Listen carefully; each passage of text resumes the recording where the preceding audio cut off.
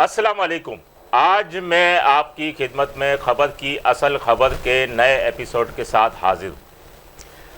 आज का मेरा मौजू है बाअसर पुलिस अफसरान जो कि आईजी को भी बाईपास करते हुए नज़र आते हैं। ये कहानी बहुत दूर की नहीं है। कुछ अरसा कबल ही जो है वो आईजी सिंध गुलाम नबी मेमन ने एक डंडा उठाया जिस पे जो भी पुलिस में जो काली भेड़ें थीं उनके खिलाफ कार्रवाइयाँ करते हुए उन्हें बी कंपनी की नज़र किया था।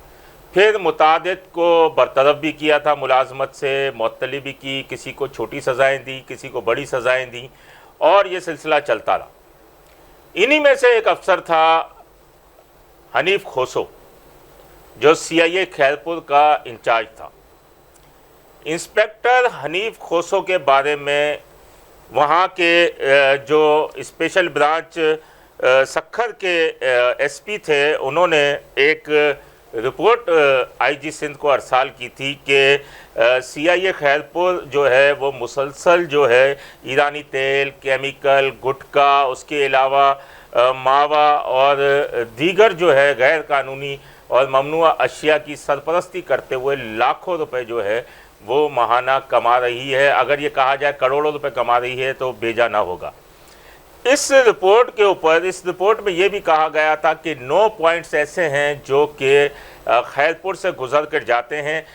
8 से 9 पॉइंट का उसमें तस्करा था जिसमें ज़िला नारों की तरफ एक रास्ता है, उसके बाद मेहरान नेशनल हाईवे है, national highway Ranipur toll plaza है, लाड़काना पुल है, सोना चौक है, खिवाड़ी है, बबल्लो है और टंडो मस्ती है।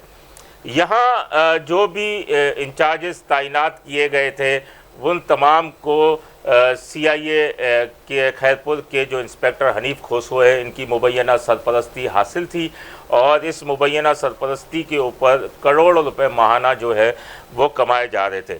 इस तमाम की इंक्वायरी के बाद आईजी सिंध गुलाम नबी मेमन ने हनीफ खोसो को गार्डन हेडक्वार्टर जो है वहाँ से तबादला करके गार्डन हेडक्वार्टर कराची जो है वो तबादला कर दिया था। उसके बाद हनीफ खोसो को बी कंपनी में तबादले के अहकामात भी जारी कर दिए थे। उसके बाद एडिशनल आईजी इमरान याकूब, DIG आमिर फारूकी समेत 3 अफसरान पर मुलव्वस एक कमेटी तश्कील दी गई थी कि इंक्वायरी करें कि आया इसके साथ कौन कौन मुलव्वस हैं। 6 से 7 नोटिस इस कमेटी ने हनीफ खोसो को जारी किए लेकिन वो नहीं आया, जिसके बाद इस कमेटी ने कुछ पुलिस एहलकारों को भेज के वहाँ से मालूमात कराई तो बहुत सारी बातें सामने आई, जिसके बाद एक रिपोर्ट तैयार करके और आला हुकाम को भेजी गई, जिसमें सबसे बड़ी एक चीज़ और भी स्पेशल ब्रांच ने दी थी कि सदाबहार कोच और एक जो है वो सिंध ग्रीन के नाम से कोचेस चलती हैं जो बलूचिस्तान से आती है, एक बलूचिस्तान से आती है, दूसरी खैरपुर से मीरपुर खास तक चलती है। इसमें ईरानी इंजन से लेके और उनके पार्ट्स समेत तमाम चीज़ें गुटके मावे तक उसमें होते हैं और ये लाखों रुपया जो है वो पुलिस को अदायगी करती है।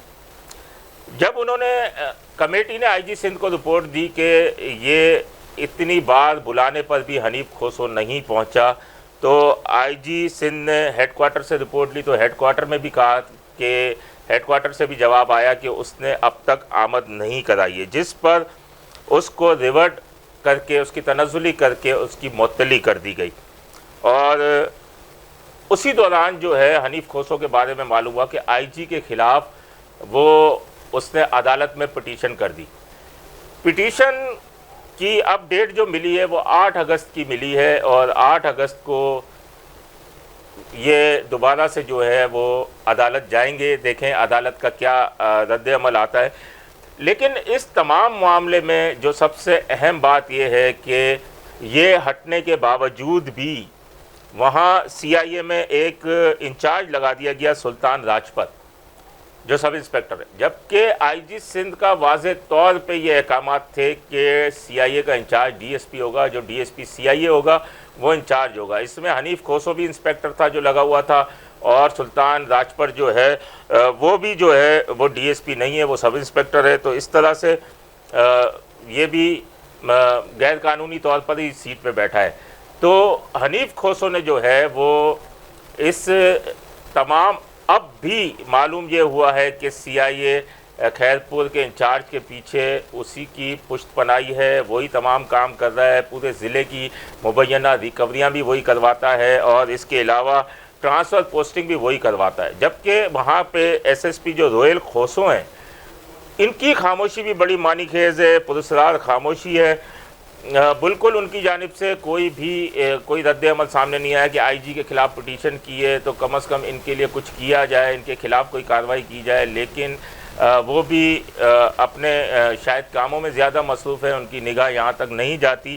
اور دوسری بات کی جائے تو SHO ٹنڈو مستی ہیں سبقت اللہ جتوئی, وہ فرنٹ مین سمجھے جاتے ہیں حنیف کھوسو کے. جتنے بھی لوگوں کو پکڑ دکڑ کی جاتی ہے اس کو ٹنڈو مستی میں ہی رکھا جاتا ہے, وہیں سے مبینہ توڑ جوڑ کر کے رہا کیا جاتا ہے.